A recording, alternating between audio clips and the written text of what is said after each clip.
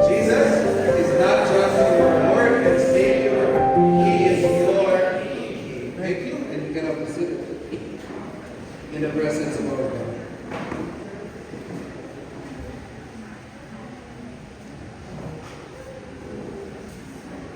Usually when we share the gospel, we only tell people, would you like to receive the Lord, Jesus Christ as your Lord and Savior?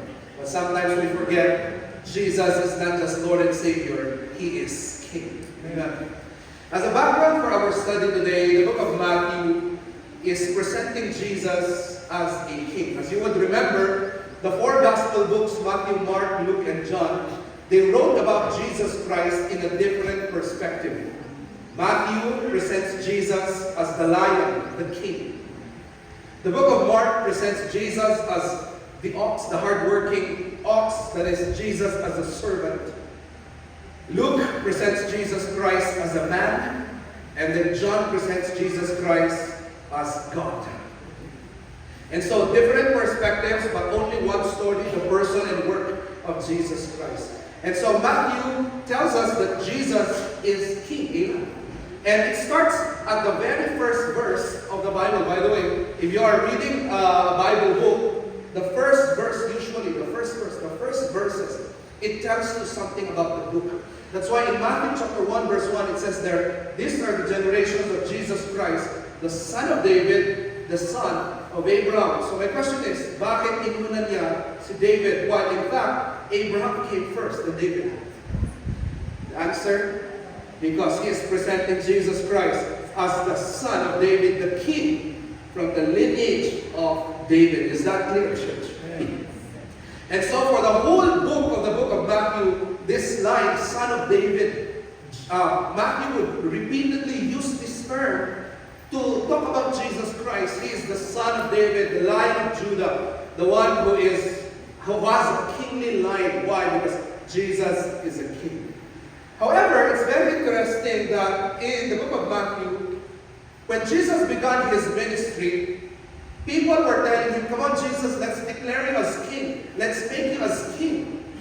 But you know, Jesus Christ always denied it. In fact, if people will say, come on Jesus, let's make you a king. We will declare you as king today. Suddenly, Jesus will disappear.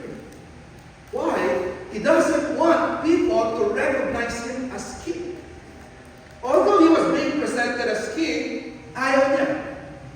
Except for this last week that he is about to die.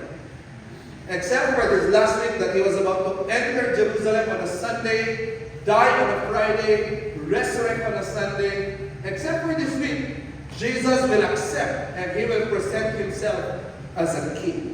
That's why in our text, Matthew 21, if you will read the context, Matthew chapter 20, there were two blind men. Habang pupunta si Jesus Christ sa Jerusalem, there were two blind men who met him and they cried, Jesus, have mercy on us, O Son of David.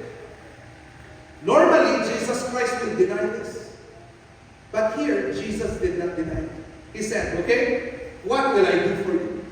And he healed these two blind men. What is this?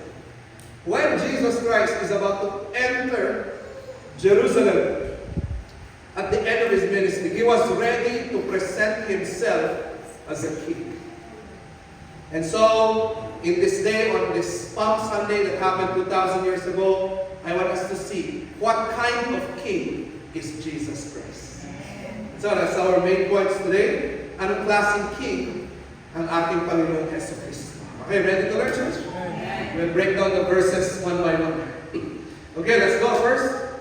Jesus Christ is the sovereign king who demands who calls for our salvation. Jesus Christ is the sovereign king who calls for submission. Before Jesus entered Jerusalem, look at this verse, and when they drew nigh to Jerusalem, and they were come to Bethphage, so before Jerusalem, there are two towns that you would pass through, that is Bethany and Bethphage. And Bethphage in Hebrew is the term house of figs. And perhaps this is where the people got the palm leaves or the palm trees that they used to welcome Jesus Christ. Because this town, these two towns, Bethany and Bethphage, were filled with trees. And so when they entered onto the Mount of Olives, Jesus Okay, so where did Jesus send? Next verse. Go into the village, and straightway you shall find an ass. Ass in King James, that is an adult donkey. Tied with a colt. A colt is a young donkey, so both donkeys, young and old, magkasama sila. And then Jesus said, loose them and bring them unto me. If anyone say unto you, he shall, the Lord hath need of them, and he will send them. So what is this? Jesus sent his disciples and said, okay, pag may nakita kayong dalawang donkey, isang matanda, isang bata, loose them and bring them to me. If the owner says no, or if someone says no, then tell them, the Lord needs it, and they will give it. So what is that, folks? There are two interpretations here. First is this, that Jesus prepared the heart of this owner of the donkey. Jesus already prepared his heart. God prepared the heart. And when the owner will hear that it is the Lord who needs the donkey, he will respond and he will give it. Did you get that, church? What is that? God is sovereign. He is in control of our heart. And when you hear, and when the person will hear the term Lord, the Lord needs it, he will respond in submission and he will give the donkey. What is this, church? It shows us how God operates in this world. God is in control of us. He is the one convicting our hearts. Siya po ang namumuno sa mundo ito. At dahil siya ay soberano, dahil siya ay sovereign, dahil siya ay in control, ang ating response is that we should submit to Him. Amen. Paano po naligtas ang isang tao? The answer is this. God regenerated our heart. God sent a preacher to you. God prepared your heart, and when you heard the gospel, you submitted your heart and received the Lord as Lord and Savior and King. Doon po tayo naliligtas. Paano po tayo nagsisilbi sa Panginoon? Answer, God gives His Word. And when you hear the Word, you submit. And you obey. And say, okay, the preaching today told me to serve God. This verse told me to serve God. God convicted my heart. And so in response, ikaw ay magsasabit sa salita ng Panginoon. And then you start obeying and serving God. Did you get that process, church? That is how our King is. He is sovereign. He is in control. He convicts us. He gives us His Word. And when you hear the Word of God, you must submit. This is the kind of King that we have. So itong may-ari ng donkey na ito, nung narinig niya, the Lord needs it. When he heard the word kurios, Lord, immediately he said, alright, that is the Messiah. Here's my donkey. Yours. Let the Lord use it. And so next slide, let me say this, church. Tayo po, ang relationship natin sa Panginoon, it is king and servant relationship. Do not forget that our relationship with Christ, it's true. We have father and son relationship. But one aspect of our relationship with God is this. He is our king.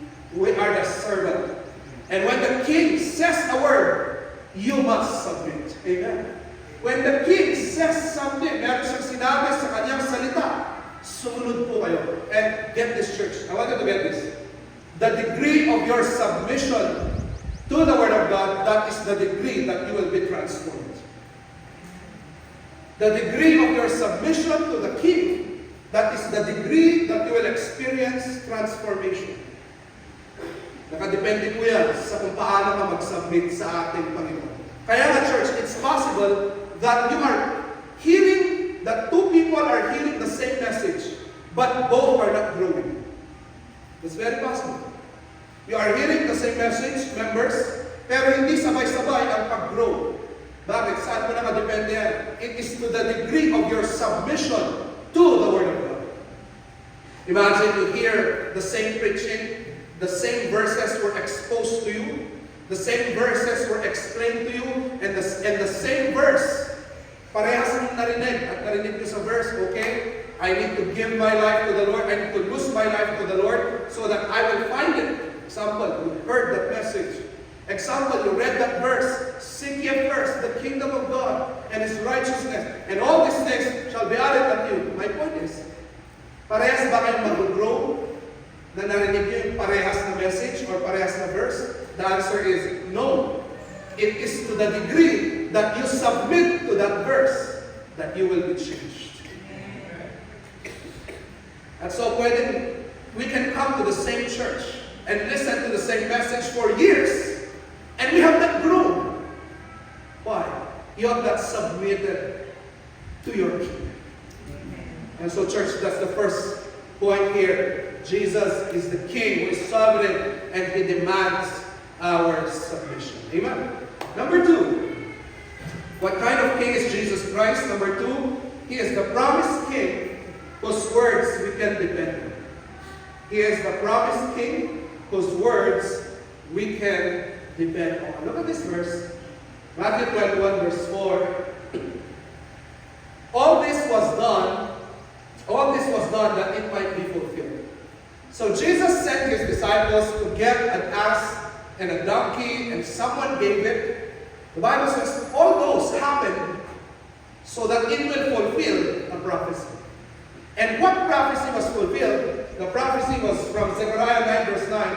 Behold, thy king cometh unto thee, he is just, and having salvation, lowly, and riding upon an ass, and upon a colt.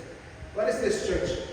500 years before Jesus was born, 500 years before He entered Jerusalem, a prophet Zechariah already prophesied that He will come inside Jerusalem riding on a donkey, on a colt. It was a prophecy.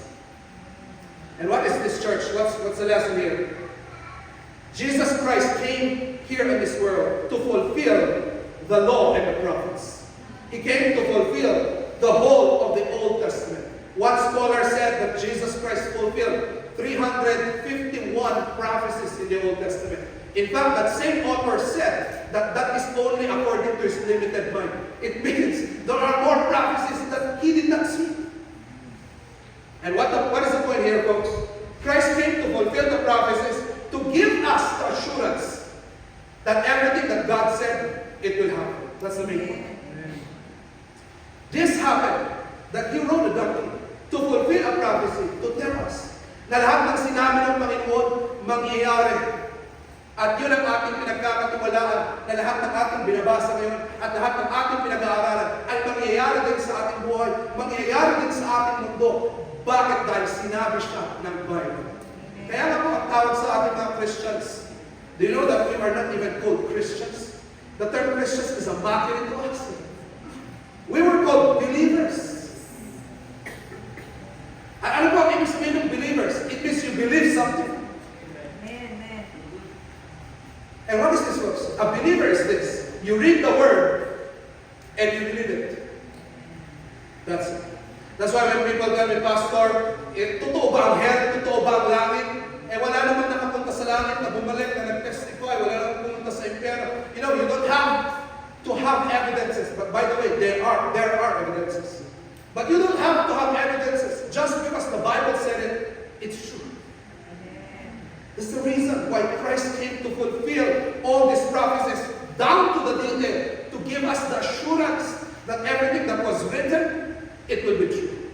That's why when the Bible says we can be saved by grace through faith, and we can know while we are alive, we can know that we have eternal life, that we have salvation, then we can believe it. When the Bible said that Jesus Christ will come back, you know, we don't need evidences. We just have to believe what the Bible says.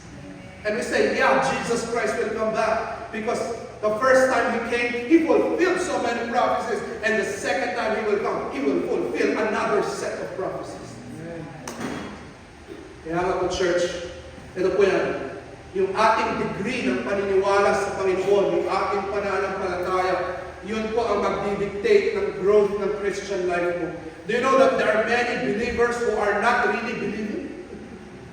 It's so sad. You are called a believer, but you do not believe. Why is it that there are many people, you know, sabi ng Bible, seek ye first. I don't know why I keep coming back to that verse. Seek ye first the kingdom of God and His righteousness, and all these things shall be given unto you. And yet there are many Christians who are looking for these things.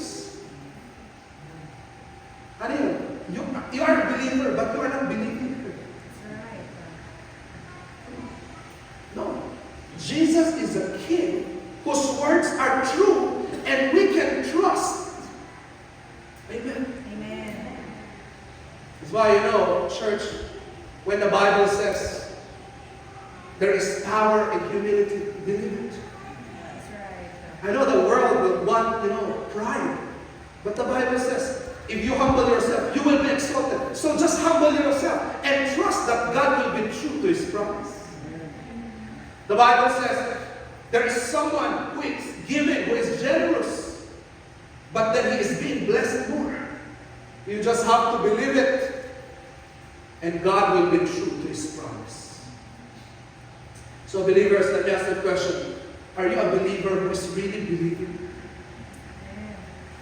Or are you a believer who is in doubt? It's so sad that there are many Christians who pray, and this is how they pray. Lord, can you make this promise true? And then after you say amen, Lord, it didn't really happen.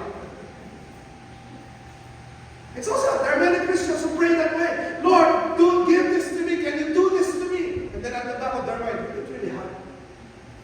Folks, you have to stand on the solid ground of the Bible. Believe because God's word are true.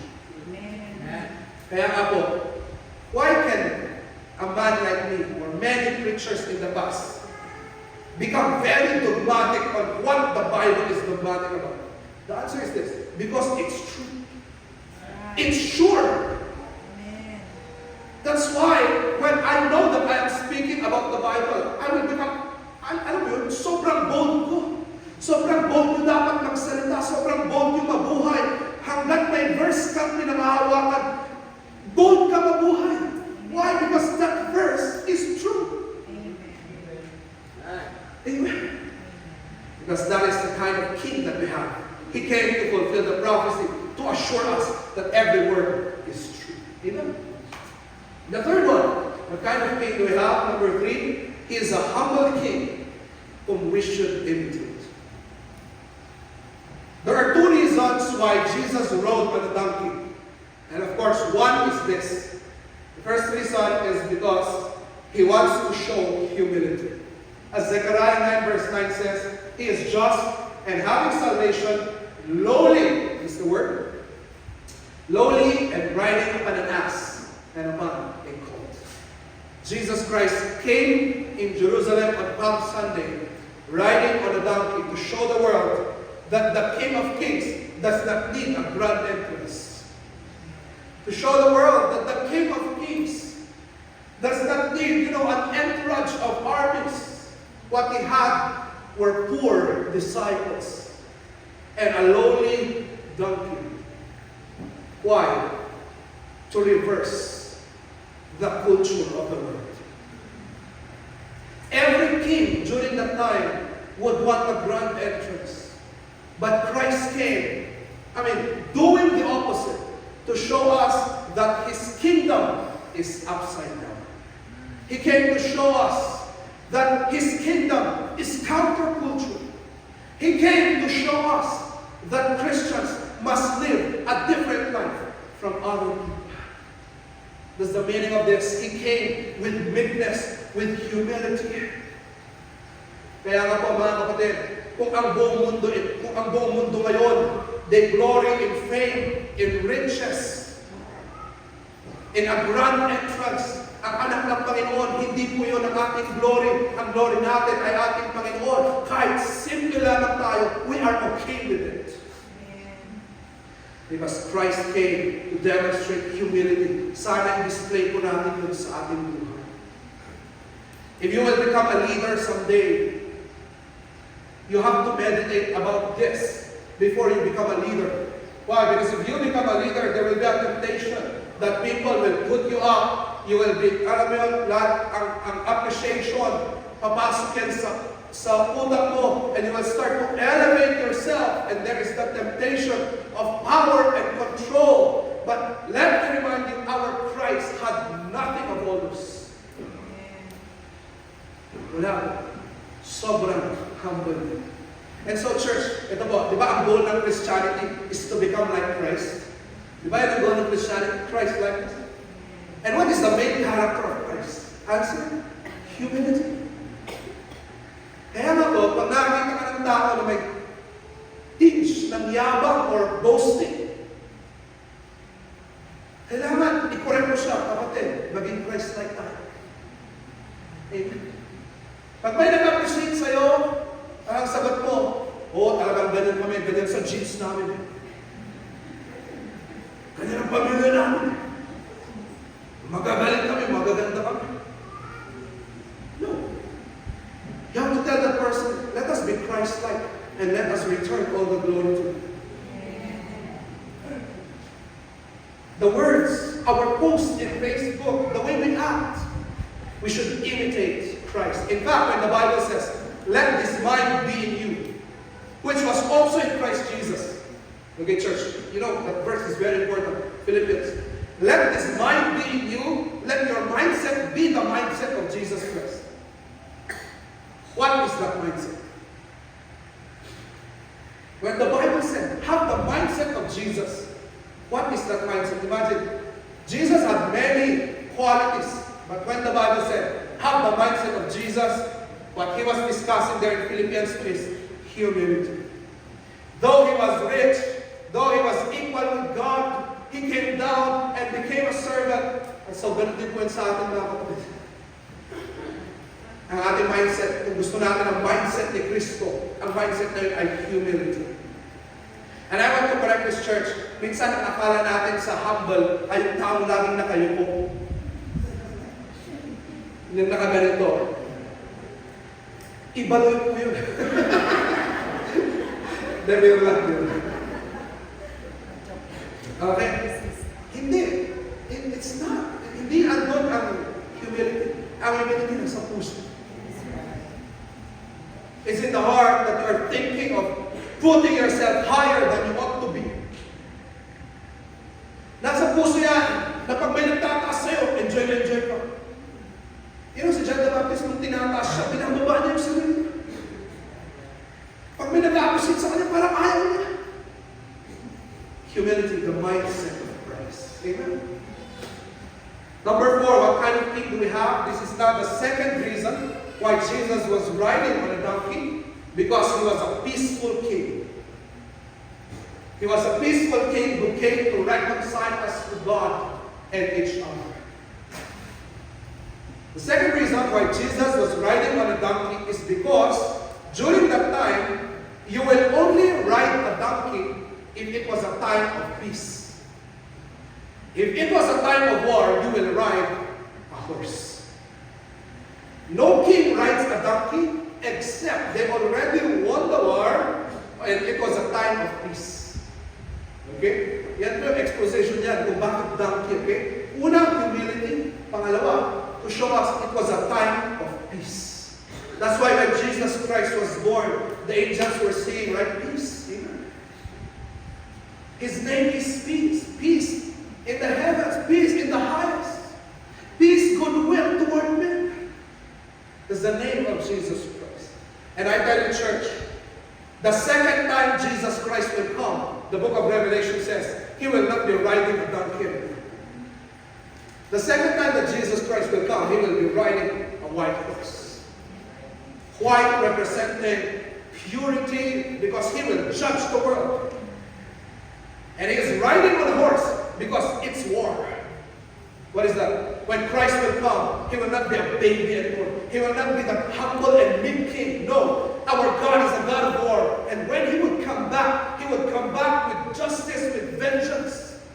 And he will finally defeat the demon and Satan and all his demons. And he will judge all the unbelievers. Everyone who did not trust in the Lord and Savior Jesus Christ, he will come back riding in a white horse with a sword to judge the world. That is the time of war.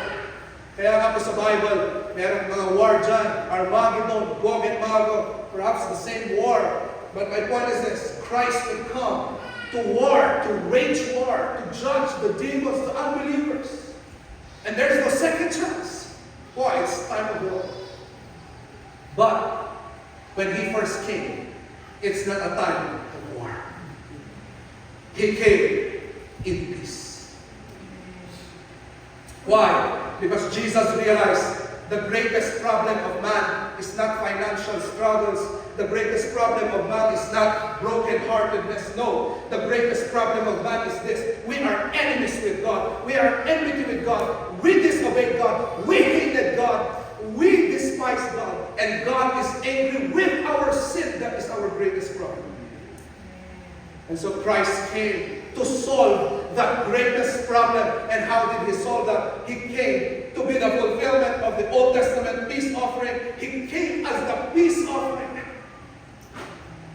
And He died and became our propitiation. Ang ibig sabihin ng propitiation, a word to appease the wrath of God. Yung peace offering para matanggal ang galit ng Panginoon. Para magkaroon tayo ng magandang relationship sa Panginoon. Kailangan matanggal ang galit na yan. That's why, you married people, if you did something to your spouse, it's not enough that you say sorry. You should bring a peace offering to remove the anger. And you can have, a good relationship. That's true. It's very Old Testament. But you know what? God is angry at us. Christ became the peace offering. Kaya natanggal ang galit ng Panginoon sa akin kasi may peace offering, may perfect peace offering. That is Jesus Christ. And the Bible says, when we have a relationship with Jesus Christ, matanggap natin siya as Lord and Savior and King. The Bible says, we are reconciled to God. Mayroong peace sa Panginoon. And that's the greatest blessing, church. That you know that God is not against you. He is for you. And that's the greatest blessing, that you know that God is not out there to judge and punish you. No, because there is no condemnation for you.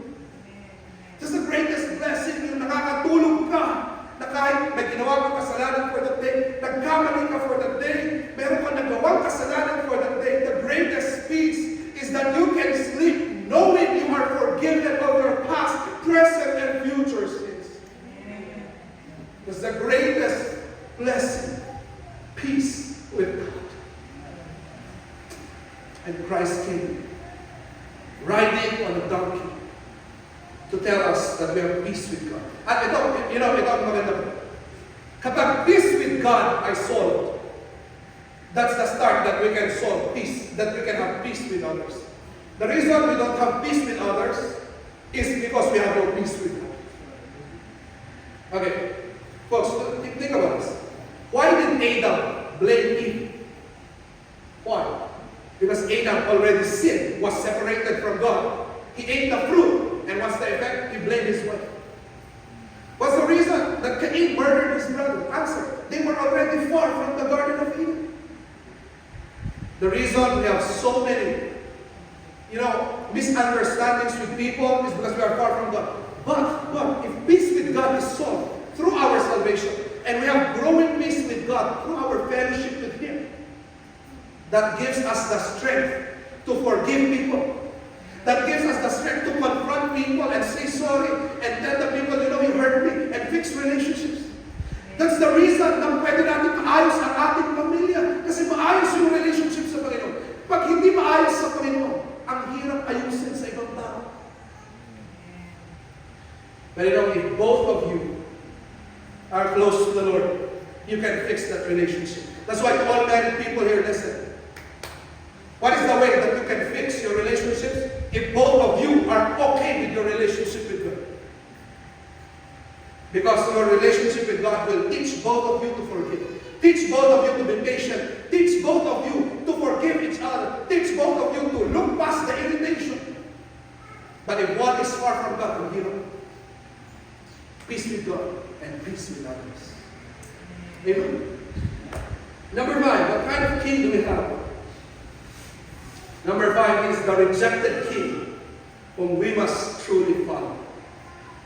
He is the rejected king whom we must truly follow. Church, follow with me in this point, okay? Verse 8 of our story. And a very great multitude spread their garments in the way, cut down branches from the palm trees. In Matthew, there is no palm tree, but in the book of John, it was written palm tree. And a very great multitude spread their garments in the way. Others cut down branches from the palm trees and trod them in the way. So do you imagine? Jesus was riding on a donkey, disciples at the back, and then ang daming damit, clothes, and palm trees, and he was walking there. The point of that is to welcome a king. That's the customary way to welcome a king. Put clothes and palm trees in his way. Para yung hari, hindi siya dadaan sa lupa. Dadaan siya sa something. By cover. Did you get that? So yun po nangyari kay Jesus Christ. However, next verse. Next verse. And the people and the multitudes cried, saying, Hosanna to the Son of David. Blessed is he that cometh in the name of the Lord. Hosanna in the highest. So imagine many people at the sides. They were shouting, Hosanna, Hosanna. So Hosanna in Hebrew, that is a Hebrew word for begging. Okay? And the meaning of Hosanna is this. Save, save please, save now. Right? That's the meaning of Hosanna. And so these people were shouting, Lord, save us now. Save us, please. Hosanna, Panginoon, iligtas mo kami. It seems like a very nice cry, right? But in the book of Luke, it was said, and when he was come near and beheld the city, and wept over it. So picture this, church. Jesus was walking on a donkey, and riding on a donkey. People were shouting, save us now! Save us, Lord! Hosanna! But while Jesus was riding, he was crying. In fact, the Bible used the word wept over it. That is the Greek word that is the strongest when it comes to sorrow. Ibig sabihin, yung loob niya, talagang umiiyak siya. He was in deep sorrow. Talagang umiiyak siya. Iniiyakan niya yung mga tao. So imagine this. People are celebrating, but he is crying. What happened on Palm Sunday? Why is it that people are rejoicing and Christ was crying? Okay, the answer is this. It's because the very same people who will be shouting Hosanna on Palm Sunday are the ones who will be shouting, crucify him on Good Friday. And that's the reason Jesus was crying. Nakita niya ang puso ng bawat isa. Itong mga tao, itong mga faker kayo lahat. Parang Hosanna, Hosanna. Pagdating ng Friday, you will be shouting, crucify him. That's why he was crying. What's the background story here? These people, these Jewish people, they had the wrong concept of the first coming of Jesus Christ. What they thought was Jesus Christ will use his power to drive out the Romans and establish a renewed, government of the Israelites. And in their minds, ang iniisip nila lagi, yes, andito na si Jesus Christ, paalisin niya na itong mga Romans, our country will become the superpower again. That is what was in their mind. And when they saw that Jesus did not do it, bigla silang bumaliktad. And instead of saying Hosanna, they said, crucify him. In fact, there are many commentators who said that, what is the reason why Judas betrayed Jesus? Think about this. Pera ba? Because many commentators would say it's not money. Why? Because Judas sold Jesus for a very little price. He sold Jesus. Jesus was the blockbuster man during his time. Tapos binenta lang siya with the price of an adult slave. Joseph was sold 20 pieces of silver. That is a teenage slave. 30 pieces of silver, that is an adult slave. So, yung presyo kay Jesus Christ, hindi siya malaki. Hindi pera gusto ni Judas. What is in the mind of Judas is this. Sasadyain ko to so that I will force, para pag hinuli nila si Jesus Christ, he will be forced to show his power and dethrone the Romans. But, nung nakita niya na nahuli si Jesus, pinalo siya, nilagyan siya ng crown of thorns. Bakit hindi ka lumalaban? Asa na yung power mo? And then he suddenly realized Jesus did not come to drive out the Romans. He came to die. He was so guilty, he hung himself. All these people during Palm Sunday, they had the wrong motive. Jesus, do what we want. But Christ did not come to do what we want. Christ came to save us and to change our hearts so that we will want other things than the physical things of this world. We will want spiritual things. At pag nabago ang ating desire, doon niya ibibigay yung mga desire ng ating puso. Kasi yung desire ng ating puso, hindi desire ng makamundo, hindi pera, hindi kayamanan, pero spirituality. Our king was a rejected king. So church, let me ask you this. Why are we here?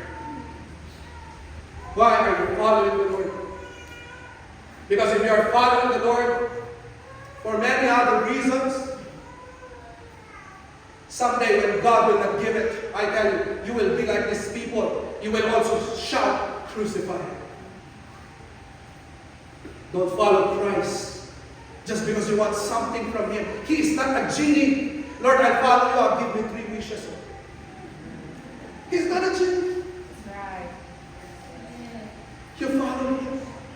Even when he does not give what you want, let me tell you this, God has better plans for you. Amen. The rejected king. Next, number 6, he is the prophetic king.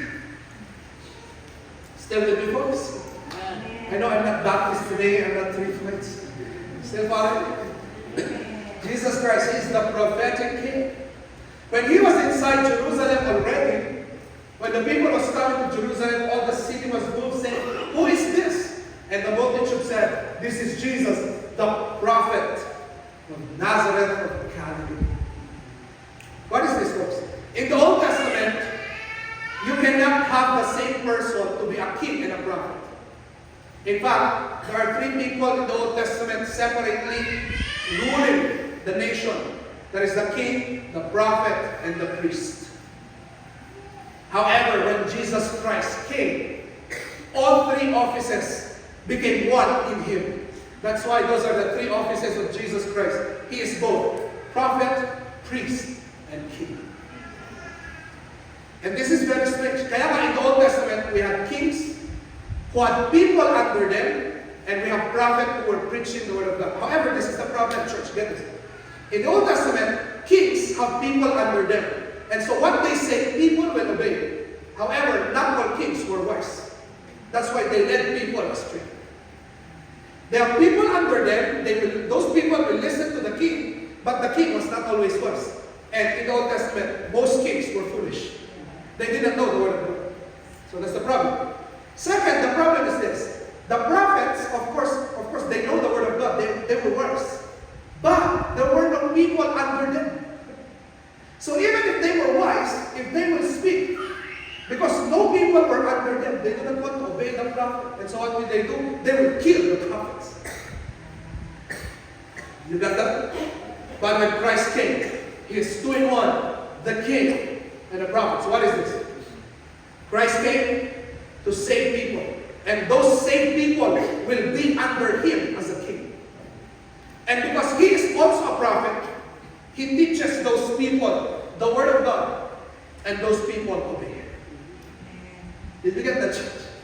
Kaya nga po, si Jesus Christ, we are under him as a king. And because he is a prophet, we follow what he says. Okay, I'll give you some implications here so that you can understand my point. Do not expect unbelievers to respond to God's word. They will never respond. Why? They are not under the kingship of Jesus Christ. Kaya nga kapag meron may unbeliever na relative, huwag niyo siyang sabihan at huwag niyo siyang expect, "Uy, mag-church ka na kasi, gawin mo na kasi ito, magmakabait ka." Hindi. You cannot require that from unbelievers. What you should be doing to unbelievers is loving them, showing them Christ, and preaching to them the gospel. They will never obey unless they are saved.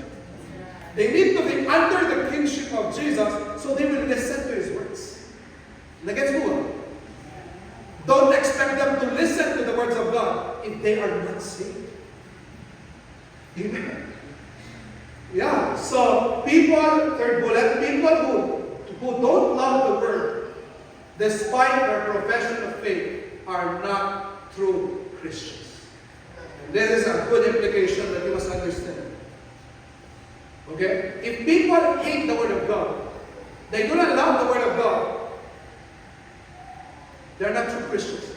Even if they are coming to church. That's right. Even if they have been baptized. That's right. Why? They're just doing it out of compulsion.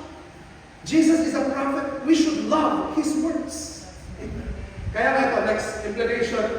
True Christians are not people who are told what to do against their will, or have no choice but to obey their king. No. True Christians, they are under Jesus Christ. That's why they submit to Jesus Christ. But beyond submission, they love Jesus Christ. They love the Word. Kaya kami nagtanong sa akin, dahil sabi niya, Pastor, parang hirap ng trabaho mo. It seems like your job is hard. I mean, you are telling people to do something against their will.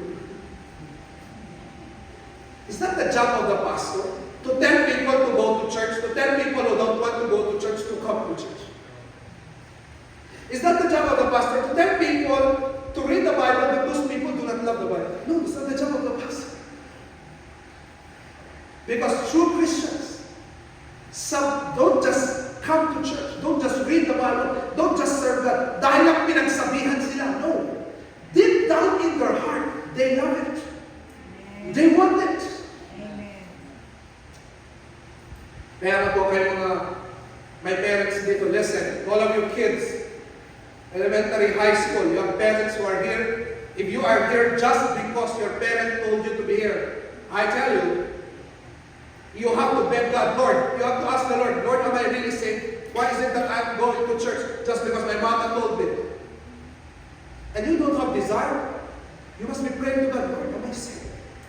Please, save me. Amen. Lord, I am not saved. I am just pretending to be here. Amen. Why is it that I don't have desire? I do not love it. Lord, napapanggap lang ako. And you have to admit that hypocrisy and say, Lord, save me. Amen. Because true Christians are not just under His kingship, they love His word. Because He is also a prophet. Amen? Next. Okay, next. Jesus Christ is the righteous King whose discipline we must accept. Wow. And so, you know the story when Jesus Christ entered Jerusalem, He saw that in the temple, people were selling. Remember the story? They were selling at galit na galit si Jesus Christ.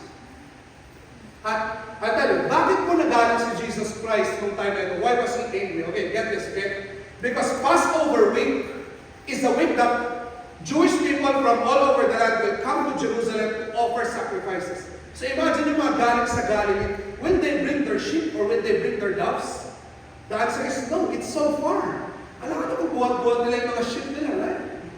So they will not bring their sheep. What they will do is they will buy sheep and doves and other animals in Jerusalem. And what these people did was this. They were overpricing the sheep, the doves, the other animals for offering. Sobra yung overpriced nila. So ano ito? The Passover week became business. And Jesus saw it, and He overturned the tables. At siya ay nagalit. Sabi niya, why did you make the house of prayer a den of thieves? At binaliktad niya. Ano po ito? On Palm Sunday, the Bible showed us that Jesus is a righteous King who wants His people to do righteousness. Amen? Kaya nga po dun sa Psalms 23, nakalagay doon, He restoreth my soul. He leadeth me in the paths of righteousness for His name's sake. Okay, get this, church. Our King wants you to do what is right. And when you are doing what is not right, I tell you, God will overturn some things in your life. And when that happens, I want you to accept that this church, magaling ang Panginoon, nakikita niya ang ating buhay, ang ating puso. Kapag may mga times na ikaw ay nawawala sa landas, babalik ka rin ng Panginoon yung mga table niya. nakikita ng Panginoon, inuuna mo ang pagmamahal sa tao. Pagmamahal sa isang tao kaysa sa Panginoon, babalik na rin niya ang table ng pagmamahal. Nakikita niya, inuuna mo ang business, ang pera kaysa sa Panginoon, babalik na rin niya. He will overturn this table of business. Why? God wants us to live righteously. Kaya itinaman niya ang temple. Sabi niya, hindi ito ang tamang ginagawa sa temple. Pinaliktad niya. Kaya church, please be sensitive. Okay? Please be sensitive. If God will overturn something in your life, please get the lesson and make your way right. Kung meron tinanggal ang Panginoon sa buhay mo, pinaliktad siya sa buhay mo, at alam mo, minalo ka ng Panginoon, blessing yun sa'yo. At pag nangyayari yun, when that happens, please, have wisdom and make things right. Amen. And next point, when Jesus Christ overturned the tables, next slide. Number 8, what kind of king is Jesus Christ? He is a compassionate king who welcomes our brokenness. So look at this, church. When Jesus Christ overturned the tables, pinaalis po niya lahat ng business people. Pinaalis niya lahat ng andun sa temple for wrong motives. Let me ask you the next question. Who are the people who came to the temple after Jesus removed all these business people? The answer? And the blind and the lame came to him in the temple, and he healed them. Inaman niya ang mali, tinanggal niya ang mga business people niya. At sino ang dumating? Dumating ang mga blind, and he healed them. You know, during this time, the blind people, the lame people, they cannot even get near the temple while they were the outcasts of society. Nasa malayo sila. People do not want to be with them. But when Christ came here on Palm Sunday and removed all these people with the wrong motives, the people with the right motives came. The lame, the sick, the broken, they came and they got healed. This shows us that we have a king who is compassionate, who meets us where we are. Kung ano ang pangangailangan mo, kung ano ang needs mo, doon kami nimit ng Panginoon at open siya sa mga broken. Kaya nga kung may tao dito nagsasabi, Pastor, hindi na po ako mag-church, masyado ako mga kasalanan. No. That's a wrong concept. In fact, kaya ka mag-church kasi nagkamali ka. Pag may nagsabi sa'yo, bro, mag-post ka ng post ng verses sa Bible, eh yung ugali mo ganito naman. Church ka ng church, yung ugali mo ganito naman. Alam mo, ang sagot doon, ito yun. Kaya nga ako nag-church eh. Kasi ganito yung ugali ko. At kailangan kong baguhin ako ng Panginoon. And so we come. And let me drive an application here, church. Can we be a church who is open to the spiritually blind and lame? Come on, church, stop me. Can we be the church who will be open to all kinds of sinners?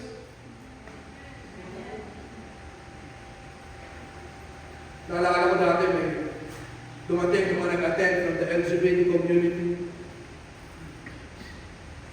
Tapos may member na lumapit sa akin, nagtanong siya, Pastor, paano ba natin sila tratuhin? Sabi ko, ano gusto mo sabihin? Parang aso na. Tao din sila. They're also made in the image and likeness of God. And they might have their own sin, but we have ours. And so we come here and we preach to them the law, so for them to realize they are sinners, and we preach to them the gospel that they need to come to Christ. And they are welcome in Jesus Christ. So church, pwede ba? Ang klaseng tao na lumakad dito, pwede ba maging handa tayo to welcome the spiritually blind and lame? Because Christ did that in the temple. Amen? And last point, slow. He is the King worthy of our praise. He is a King worthy of our praise. And know what happened during that day when he healed the lame and the blind, And when the chief priests and the scribes saw the wonderful things that he did, and the children crying in the temple and saying, Hosanna to the Son of David, what happened? They were sore displeased. They were jealous because these naked people, they were praising Jesus Christ. And what did they say next verse? And said unto him, Hearest thou what this said? The Pharisees were saying, Jesus, will you not rebuke these people who are praising you? And what did Jesus answer? And Jesus said unto them, Yea, have you never read? Did you not read in the Bible, Psalms 8 verse 2? Out of the mouth of babes and suckling thou hast preferred praise. What is this? Jesus was saying, hindi mo ba nabasa in Psalm 8 verse 2? Na yung taong napatawad, yung taong naranasan niya ang pagpapala ng Panginoon, hindi niya mapigilan ang sarili niya but to praise God. And that's the answer of Jesus. He is a king who deserves our praise. And get this, church. What is the motivation that you will praise God? If you know you have been saved.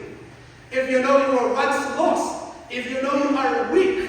If you know you are blind and lame. And if not for Jesus Christ, you are not here. You will not be saved. You will not be blessed. That's the reason you will praise the Lord. But the reason you are not praising and serving the Lord is because you think you are self-made. Kaya nga nangyari, pag may mga tao ganito ang words, I did it, ginawa ko to, dahil sa sipag at syaga, I just needed a little Jesus. Yung parang addition lang si Jesus Christ sa buhay mo. You will not really praise and serve God. Who are the people who will really praise and serve God? Those are the people who realizes, if not for God, I am not alive. If not for God, I am not saved today. If not for God, I am nothing. Mahina ako, walang-wala ako kung hindi sa Panginoon. Yun ang mga tao magsaserve. Yun ang mga tao mag-praise. Pero puno ka ng yabang sa tingin mo, you are here because of your intellect and your education and your connections. You will never praise God. Out of the mouth of babes, weak people, came out the greatest praise. So let us praise God. Church, come on. Do you have great praise in your life? Do you have great praise in your life? If not, you are missing the point. Amen? So yeah, that is Palm Sunday. The next verse. And he left them and went out of the city and to Bethany. Yan na yung huli na. Umalis na siya to Jerusalem, and that was Palm Sunday. So what is this? Palm Sunday showed us the drama of these people, if they really treated Christ as king or not. So let me ask you the question, church. Is Jesus king in your life? Is Jesus king in your life?